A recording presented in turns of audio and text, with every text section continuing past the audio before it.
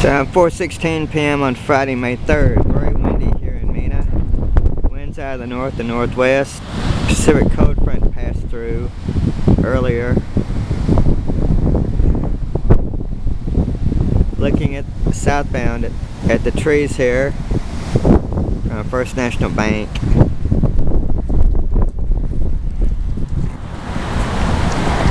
The U.S. flag and the Arkansas flag are really stretched out today.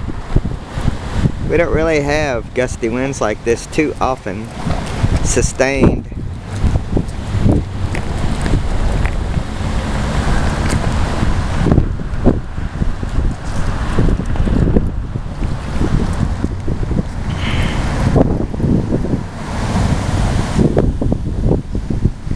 It's about 50 degrees too, so it's not a very warm day for May. Low this morning going down to 34 degrees. Coldest ever morning in May in Mena.